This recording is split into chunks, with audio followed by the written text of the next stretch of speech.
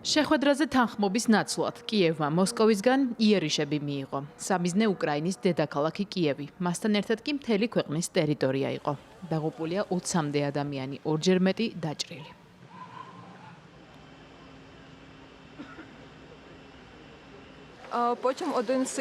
ჩემთან ასე ახლოს თავდასხმას აქამდე არ შევსწრები ვარ, თუმცა ამას რა მნიშვნელობა აქვს?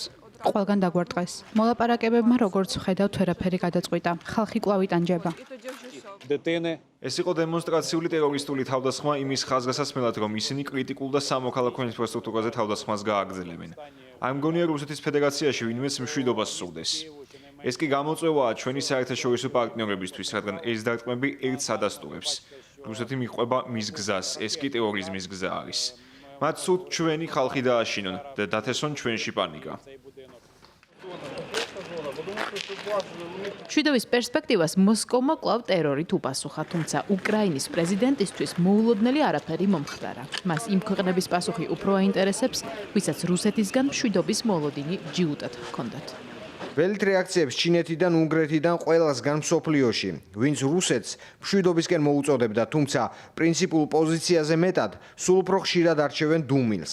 რუსული რაკეტებითა და დრონებით თავდასხმები მკაფიო პასუხია მშვიდობაზე. მათთვის, ვინც კვირებსა თუ თვეების განმავლობაში ცეცხლის შეწყვეტისა და რეალური დიპლომატიისკენ მოწოდებებით გამოდიოდა. რუსეთმა მოლაპარაკებათა მაგიდას ბალისტიკა არჩია. ეს კი იმის ნიშანია, რომ შედეგების ჯერ კიდევ არ ეშინია. ახლა ნამდვილად სწორი დროა მკაცრი სანქციებისთვის. ამოიწურა ყველა სახის ვადა, გაფუჭდა ათობით შესაძლებლობა დიპლომატიისთვის. რუსეთმა უნდა იგრძნოს პასუხისმგებლობა თითოეული დარტყმის გამო, ამ ომის თითოეული დღის გამო. მასირებული რუსული შეტევა 600-მდე დრონითა და 31 რაკეტით განხორციელდა. რუსეთის შეიარაღებულმა ძალებმა გამოიყენეს შაჰიდის ტიპის ირანული დრონები, ფრთოსანი და ბალისტიკური რაკეტები, მათ შორის კინჟალის ტიპის. ეს თავდასხმა ამერიკის შეერთებული შტატების ჩართულობით დაწყებული დიპლომატიური მოლაპარაკებების გააქტიურების შემდეგ პირველი მასირებული შეტევა იყო კიევზე. შტატებში მომხდარს ჯერ არ გამოხმაურებიან. რუსეთმა კი კიევის დადანაშაულება იქეთ სცადა. არგუმენტად კი რუსეთზე კიევის შეტევები მოიყვანა. სულ ბოლო ღამეს ასეთი უკრაინამ 102 დრონით განახორციელა რუსეთის ტერიტორიაზე. შედეგად სამარაში სანავთობე ინფრასტრუქტურა აფეთქდა. თქვენ შეგიძლიათ ნახოთ დარტყმები რუსეთის ინფრასტრუქტურაზე, მათ შორის სამოქალაქოზე. ამას კი კიევის რეჟიმი ახორციელებს და ეს ყველაფერი გრძელდება. რუსეთის შეიარაღებული ძალები ასევე ასრულებენ საკუთარ ამოცნებს, სპეციალური სამხედრო ოპერაცია გრძელდება. როგორც გაცხადებულია, ვაგრძელებთ სამხედრო და მასთან დაკავშირებულ ინფრასტრუქტურაზე დარტყმებს, ისინი წარმატებულია, მიზნები კი განადგურებულია.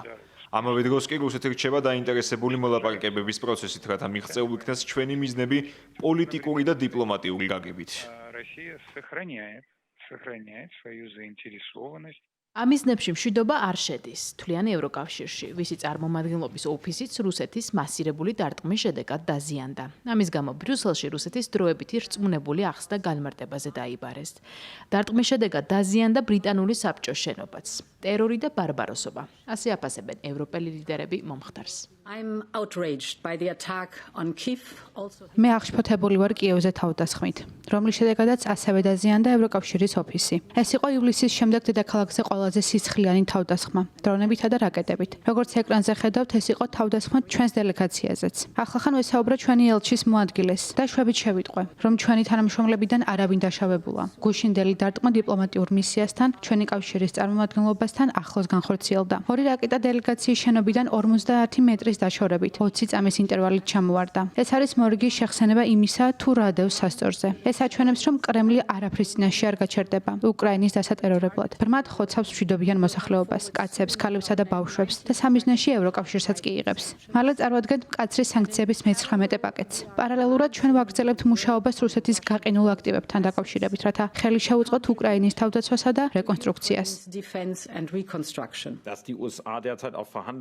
პუტინი აგრძელებს უკრაინის ტერორს ყოველდღიურად.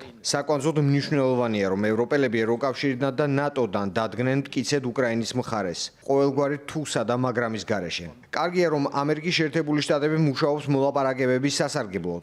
მაგრამ ვხედავთ, რომ რუსეთის პრეზიდენტი უარს ამბობს ვოლოდიმირ ზელენსკისთან შეხვედრაზე. ჩვენ ვერ დაგვაბრმავებს გაჭიანურებული ტაქტიკით და გავაგრძელებთ უკრაინის მხარდაჭერას. მიმდინარე კვირას უკრაინის დელეგაციას ვაშინგტონში ელიან. მათ ამერიკის შეერთებული შტატების პრეზიდენტის დონალდ ტრამპის სპეციალური წარმომადგენელი სტივენ უიტკოფი-ელის, რომელიც რამდენიმე დღის წინ ირწმუნებოდა, რომ რუსეთი სერიოზულ დათმობებზე წავიდა. მიუხედავად ამისა, გასული კვირის აქტიური დიპლომატიის შემდეგ სამშვიდობო პროცესში დინამიკის კლება საგრძნობი გახდა. არის მატებაც, თუმცა უკვე ფრონტის ხაზზე.